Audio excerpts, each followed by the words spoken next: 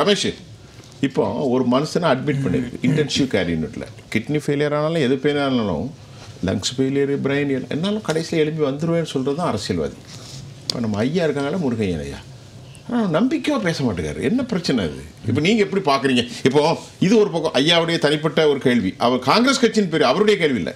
ஆனால் அனைத்து psephology Matrize Times Now JVC poll people insight, how do you react? எல்லாம் ஒரு டிமென்ஷனில் இருக்குன்னு பார்க்குறோம். ஆனால் உண்மையாக இல்லை. ஆனால் ஒரு விஷயம் வந்து அவர்களுக்கான வெற்றி வாய்ப்பு அதிகமாக இருக்குது என்டிஏ.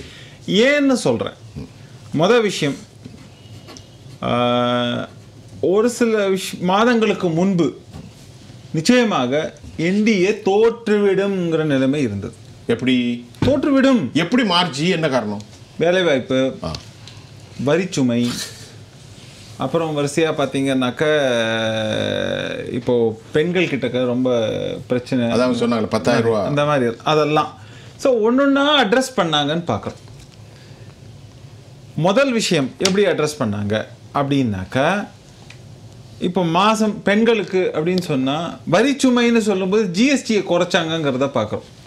ஜிஎஸ்டியை குறைச்ச உடனேயே அது ஒரு மிகப்பெரிய தாக்கம் பொதுமக்களிடையே ஏற்படுத்தியது. ஓகே, அது ஒன்று. இதில் இன்னும் சொல்லணும், ஆக்சுவலி இவங்க பண்ண வேண்டிய முக்கியமான விஷயங்கள் ஒரு சிலது பண்ணலை. ஆனால் அது வந்து ஜஸ்ட் இப்போ சதிக்கு யாருக்கும் உங்கள் கண்ணுக்கு தெரியாமல் இருக்குது. அது உதாரணத்துக்கு சொல்லணும்னா, இப்போ கல்வி சம்மந்தப்பட்ட விஷயங்களை நீங்கள் ஃபீஸ் கட்டினா 18% ஜிஎஸ்டி, அதெல்லாம் யாருமே பேசலை, விட்டுருவோம்.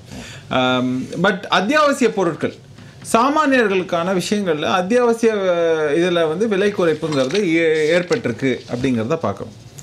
ரெண்டாவது முக்கியமான விஷயம் அப்படின்னு நீங்கள் பார்த்தீங்கன்னா, பெண்களுக்கு அந்த 10,000 ரூபா கொடுக்கறது, அது வந்து ஒரு பெரிய தாக்கத்தை. இப்போ நம்ம ஊரில் நம்ம ஸ்டேட்டில் கூட சொல்லி 1000 கொடுப்பேன் பெண்களுக்கு 1000 அதுன்னு அந்த மாதிரி தான். அதை வந்து எலெக்ஷனுக்கு முன்னாடி அதை கொடுத்துருக்காங்க. அதாவது நீங்கள் எந்த திராவிடத்தை குறை சொன்னீங்களோ அந்த ஃபார்மேட் அப்படியே போயிட்டு, நான் வந்து குறை சொல்ல இருக்கட்டும், உங்களை இல்லை அங்கே ரைட், அதான் அதுதான் அங்கே சொல்லப்பட்டது. திராவிட ஃபார்மேட் அங்கே வந்து ஃபார்மேட் அது வேற மாதிரி கொடுத்துருக்காரு. அதாவது நான் ரொம்ப சுருக்கமாக சொல்லணும். ஆனான்னாக்க ஒரு கலோக்கியில் சொல்லுவாங்க, நாய் வாழை வெட்டி நாய்க்கு சூப்பு வச்சு கொடுத்த கதையான்னு. நாய்க்கு வந்து பட்னியாக இருக்குமா, அதோட வாழை வெட்டினோடனே ஐயோ ஐயோன்னு வலிக்கும்னு கத்தும். ஆனால் அதே வாழை வந்து திரும்ப இது பண்ணி அதுக்கே சாப்பாடு போட்டால் அதுக்கு சாப்பாடு கிடச்சிதுங்க. அந்த மாதிரி தான் இது.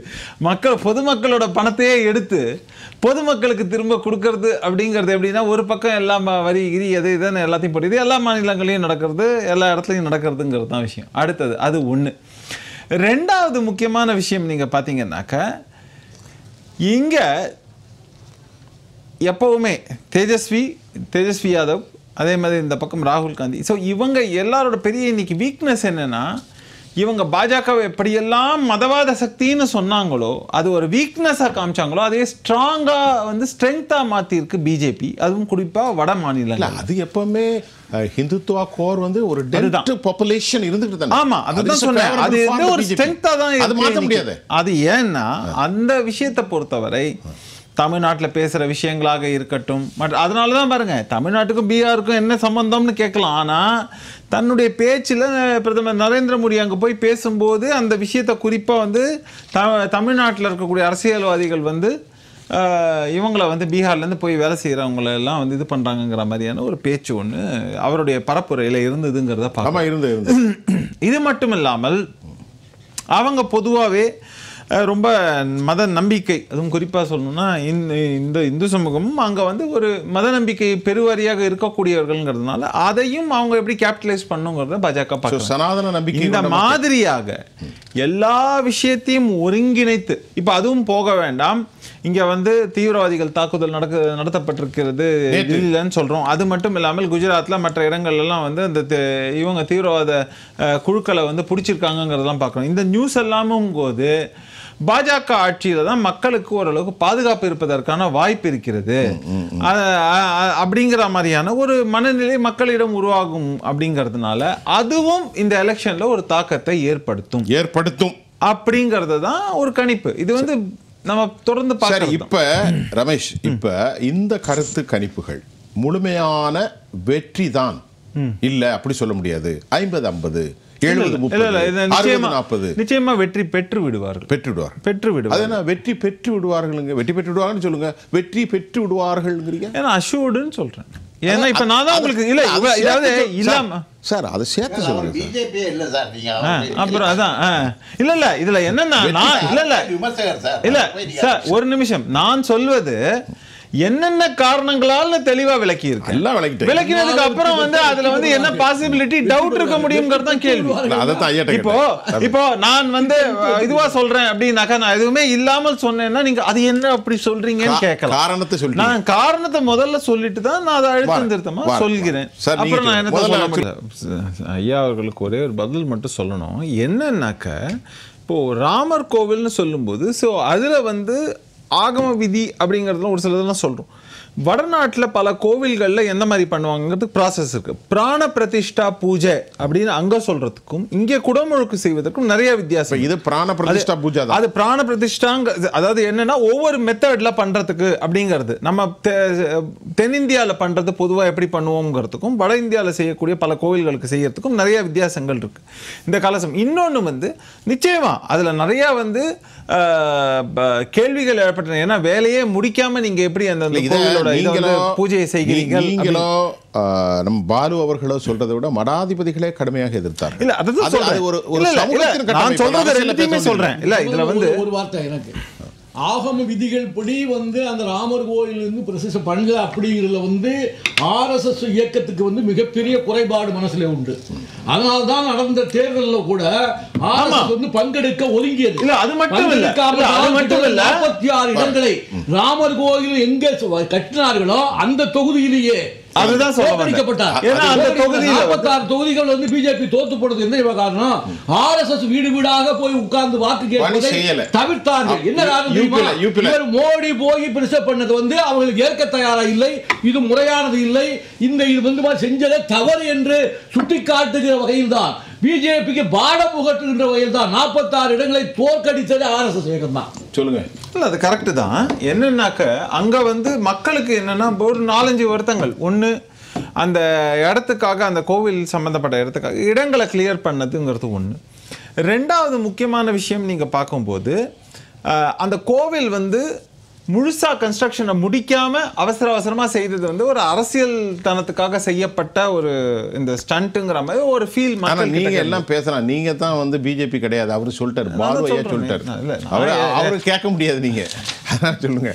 இல்ல அடுத்த மூணாவது முக்கியமான விஷயம்ங்கிறது சொல்லும்போது மடாதிபதிகள் இவங்களுக்கெல்லாம் முறையான ஒரு அழைப்பு கொடுக்கப்பட்டதா அப்படிங்கிற பல கேள்விகள் இருக்கு அப்படிங்கிறது மூணாவது விஷயம். நாலாவது வந்து இன்னும் ஒரு சில இண்டஸ்ட்ரியலிஸ்ட் சொன்ன விஷயம் சொல்கிறேன். நான் சொல்வது இண்டஸ்ட்ரியலிஸ்ட் எப்படின்னாக்கா ப்ரைவேட் ஜெட்டில் அங்கே போய் இறங்கினவங்க. நாங்கள் வந்து மோடியை பார்க்க கடைசியில் போயிட்டு மோடியை பார்த்துட்டு தான் நாங்கள் திரும்பி வந்த மாதிரி கடைசியில் ராமரை பார்க்கல இன்னைக்கு. ஸோ அப்படியான ஒரு நிலைமையும் இருந்ததுங்கிறது தான் அன்னைக்கு அவங்க சொன்ன ஒரு ரமேஷ்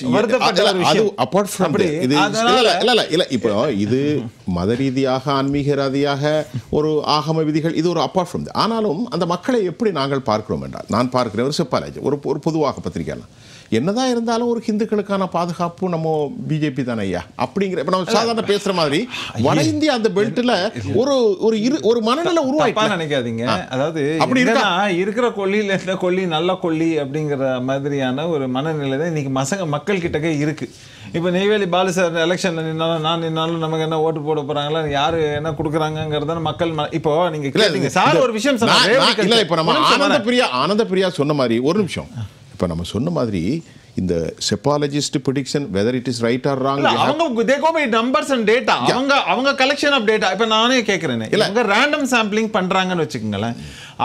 அவங்களோட ரேண்டம் சாம்பிளிங்கை வச்சு தான் அவங்க வந்து பேசுறது. அதில் என்ன பண்ணுவாங்க 200-300 பெண்கள் ஒரு தொகுதின்னு எடுத்தீங்கன்னா 200-300 ஆண்கள் அவங்க டிஃப்ரெண்ட் ஏரியாலேருந்து சாம்பிள் எடுப்பாங்க. இந்த சாம்பிள் சைஸ் பெருசாக பெருசா டிஃப்ரென்ஸ் ஆகுமாங்கிறது இருக்கு. ஆனால் பண்றவங்களே கூட இப்போ நான் என்ன தெரியுமா சொல்கிறேன், இது எல்லாமே ஸ்டாட்டிஸ்டிக்ஸ். முன்னாடி சொல்கிறது வந்து ப்ரெடிக்ஷன் 100% கிடையாது, இது ஜோசியம் பார்க்குற மாதிரி கிடையாது. இதை வந்து statistics scientific way of doing. இந்த science can go also wrong. காரணம் என்னன்னா இவங்கள ப்ராபபிலிட்டி தான் அதில் சாத்தியம் அப்படிங்கும்போது. ஸோ அதனால அவங்கள எதுவுமே சொல்ல முடியாது. ஆனால் அதில் அவங்க ஒருத்தரும் எடுத்திருக்க சர்வே எந்த மோடில் எடுத்திருக்காங்க, பர்சனலாக போய் எடுத்திருக்காங்களா, ஆன்லைனில் எடுத்திருக்காங்களா, வேரியஸ் ஃபேக்டர்ஸ் நிறைய இருக்குது. அப்படித்தான் நம்ம பார்க்க முடியுமே தவிர அதை அவங்கவுங்க சொல்கிறாங்க இவங்களுடைய கணிப்பு இப்படி இருக்குது. நானும் சொல்கிறேன் என்னுடைய கணிப்பு தான். கணிப்புக்கு காரணம் என்னங்கிறதோட பேக்ரவுண்டுக்கு அவங்க சொல்கிறது டேட்டா, நான் சொல்கிறது லாஜிக்.